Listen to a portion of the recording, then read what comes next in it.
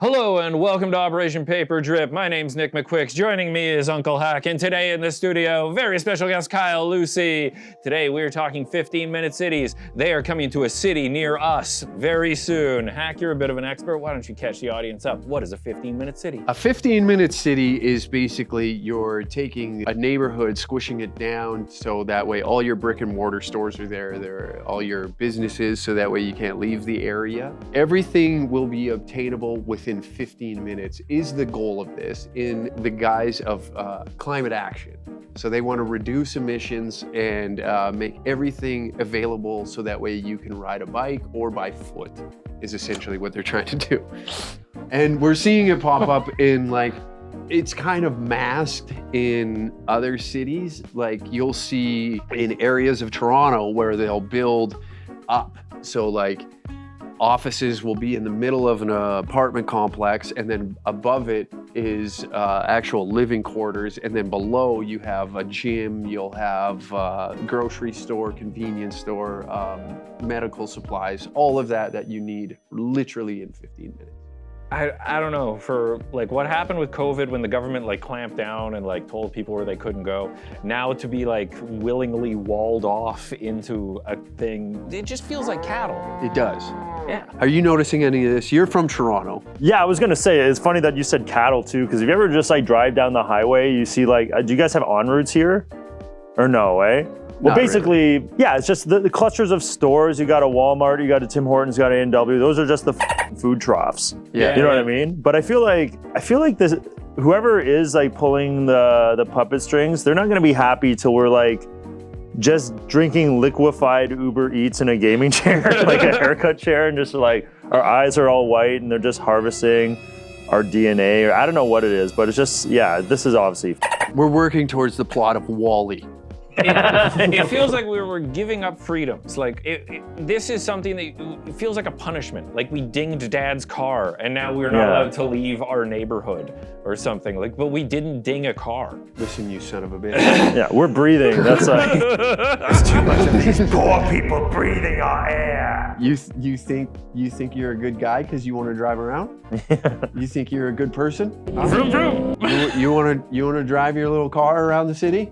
Not on my watch, pal. No, we can't. They want us eating insects and like that instead of animal protein. Dude, it's crazy. Yes. You guys are both comedians. You have to travel to do that.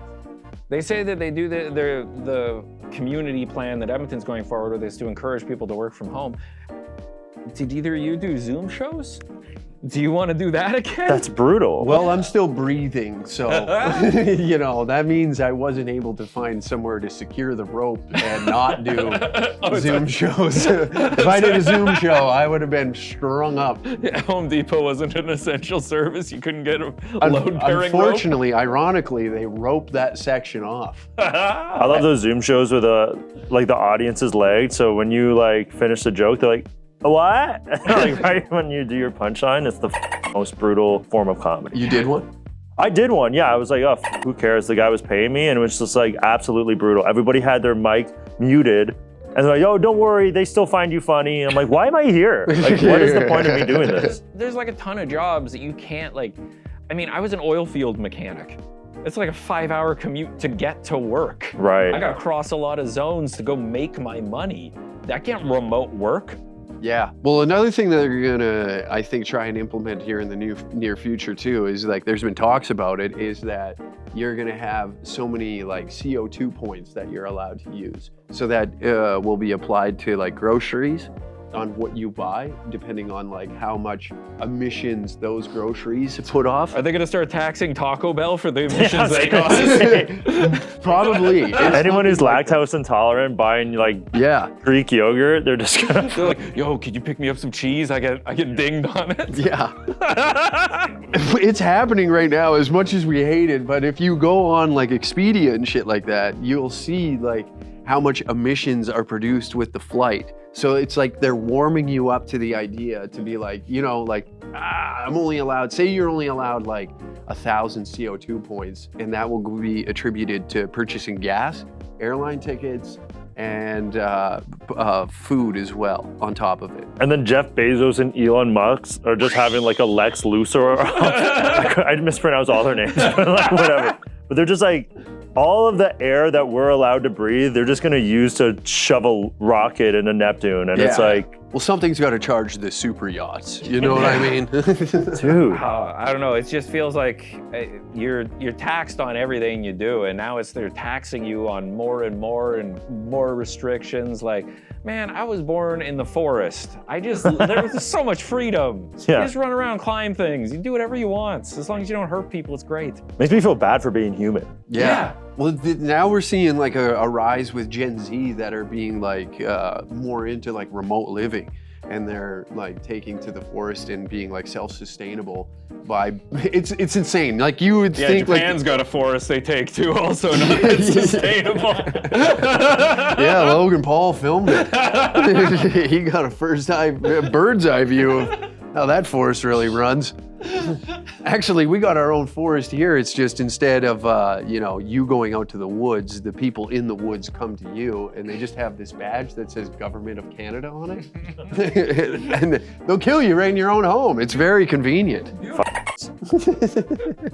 You just pick up the phone, Kyle. You call these people. What is this? The MAIDS program? What is that? You don't know about the MAIDS program? Oh. Yeah, medically assisted suicide. They'll have one in each zone, because you won't be able to see the sun because of the walls of your cage. Yeah. Oh my God. Look, they come in, they'll set up the rope, they kick the chair out. It's very easy, it's very convenient. It's And you like pay for it? No. Oh, No, it's okay. I covered was by gonna your say. tax dollars. Yeah, covered by the tax dollars, and by signing up with that, you just give the Chinese your organ. They save a lot of money. Oh They my save a lot. God. They don't have to pay out any sort of pension. They're like, oh yeah, we'll kill you right now. That's great. That's the thing. Like, I haven't paid attention for like 3 weeks, and already all this bullshit's happening. Like, I feel, you know what I mean? Like, ugh. I think for me, I love living in Edmonton. It's a wonderful place. It's great. I enjoy it. But like, man, this 15-minute city thing has me worried. Yeah. Yeah. Entirely. And that's weird that they're implementing it here. Like I feel like everybody in Edmonton either does MMA or was like, a starting football player. So like, You're talking about the surrounding of Edmonton. You got to get into the heart of that, I baby. mean, I was starting defense and you were former MMA, so he's fine. Yeah. But the city attracts the goons. Yeah. The nice thing about the perimeter of the city is there's a lot of like oil refineries and whatnot. Yeah. But then as you come in closer to the legislative grounds, you get like kind of like turtleneck people? yeah, turtleneck people, a lot of piercings. Yeah, because so like coming from Ontario, they're very, very, very passive. You know what I mean? And so I could Yeah, understand. honking scares them. Oh yeah, for sure. Makes them spill their macchiato. But yeah, like I could understand that being implemented there, and you should have seen it like during lockdown. Like everybody was just sort of led very easily. But it's pretty crazy to see that happening in Alberta. Well, it's like this city is like a orange dot in the middle of a blue sea. Like it's a small island. It's very the NDP is like heavy in the downtown core. So I could see why they're going to use similar to like Vancouver being the test subject of the decriminalization of drugs. I could see why it would be. Look how well that worked out. You know what I'm saying? I took a walk by East Hastings. Jesus Christ. Yeah, it's I just want to like grab a cheese wire and run as fast as I can to see all the heads. That'd be so fucked. well, the fun thing about them is they would dodge it because they're all slumped. They're all hip tight. You'd be taking the back of the mullets off. Yeah. Pfizer got them real good. So it looks like 15-minute cities are happening in Edmonton. I don't know. I plan on writing my city councilor. I don't know what the hell we can do. I will be driving vehicles into the posts that come out of the ground. Yeah, and like what are the consequences if you just say, I travel for work? And you're completely reasonable about And it. they're probably going to tax you. The shit. Tax you? Yeah. Because you're being evil. So you can move though. You could just move out of Edmonton. That might be the move. We will Get out of see. the cities. Yeah.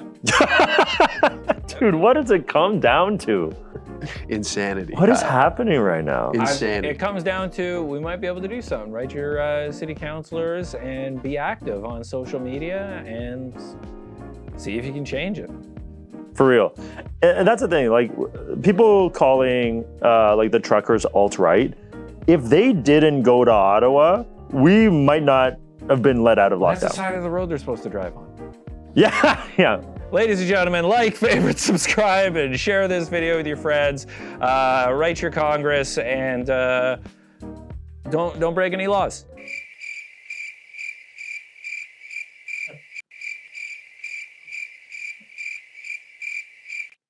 Are there credits rolling? I don't know. Right now is like the part where we fake talk. Yeah. Oh, for real? No. No, no.